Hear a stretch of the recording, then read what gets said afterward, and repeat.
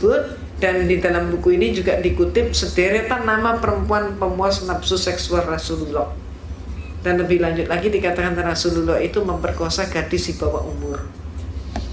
Lebih lanjut lagi dikatakan agama Islam adalah agama biadab dan agama yang barbar, dan umat Islam adalah umat biadab dan barbar. Ini adalah isi buku daripada Islamic Invasion karya Robert Morey.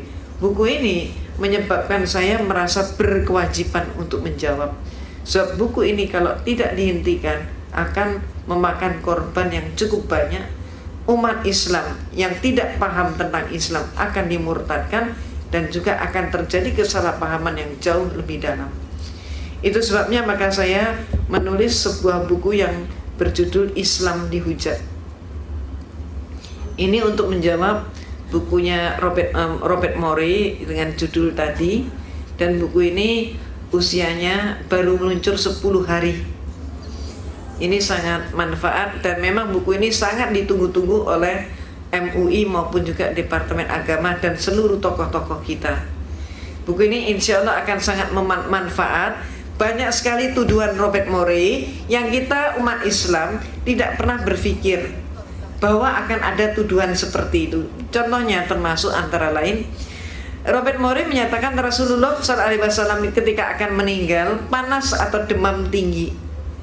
Nah, kemudian Robert Morey dengan liciknya dia memberikan berbagai argumentasi yang menyatakan saat itu sebetulnya demamnya Rasulullah itu disebabkan Rasulullah diracun oleh orang perempuan. Jadi meninggalnya Rasulullah itu karena diracun perempuan. Ini mereka ingin membuat persamaan bahwa Yesus mati dibunuh versi mereka. Di sini mereka juga ingin membuat sama bahwa Rasulullah pun dibunuh oleh perempuan. Kalau Yesus matinya dibunuh terhormat, pikir mereka. Kalau Rasulullah matinya adalah tercela karena dibunuh perempuan. Jadi akal-akal mereka yang sangat picik dan sangat licik. Buku ini andai kata di antara bapak dan ibu ada yang menginginkan, karena demikian banyak yang pesan, ini bisa didapatkan di Kerinci 10 nomor 3 Majestic, depannya Masjid Al-Ihsan, barangkali secara kolektif saja. Demikian pula untuk mengupas atau menguak tentang Natal tadi yang sangat menyesatkan kita umat Islam, terutama dari golongan muda, maka saya juga mengarang buku yang berjudul Perayaan Natal 25 Desember Antara Dogma dan Toleransi. Buku ini sangat manfaat, dan alhamdulillah kebesaran Allah, keagungan Allah semata. Buku ini alhamdulillah sudah cukup banyak menghantar orang Kristen menjadi Islam. Mereka setelah baca buku ini mereka menjadi sangat ragu, terguncang. Maka kemudian bertanya-tanya agama yang hak itu yang mana. Akhirnya mereka pun mengucapkan 2 kalimat syahadat. Saya sangat menganjurkan ibu dan bapak buku ini ganti cetaknya hanya 7.500. Jadi berdakwah hanya dengan modal 7.500 rupiah. Jadi insya Allah sesekali barangkali jatahnya bakso di luar Ramadan digantikan dengan ini.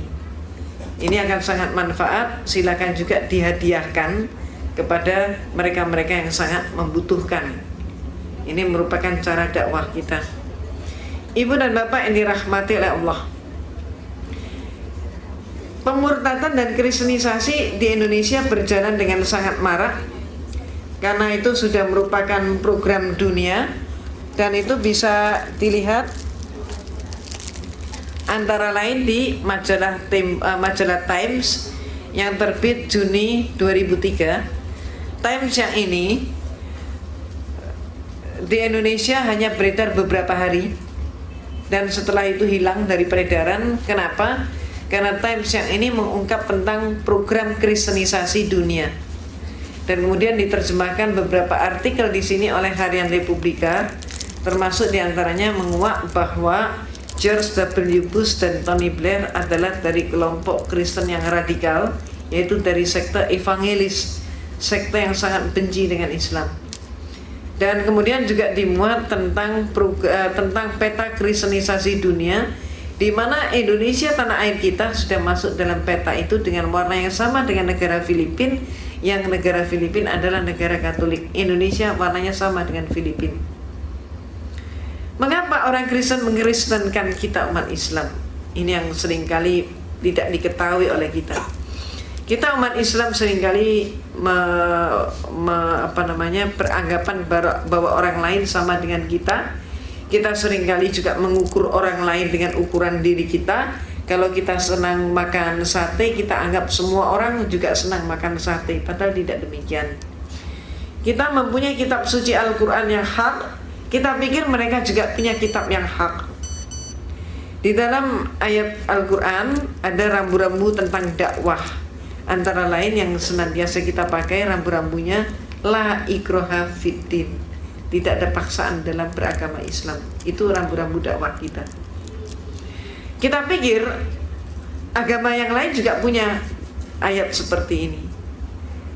Antar umat beragama, maka ayat Allah yang mengatur adalah lakum dinukum waliyadin. Kita pikir mereka juga punya konsep toleransi yang sama dengan kita. Kenyataannya tidak demikian.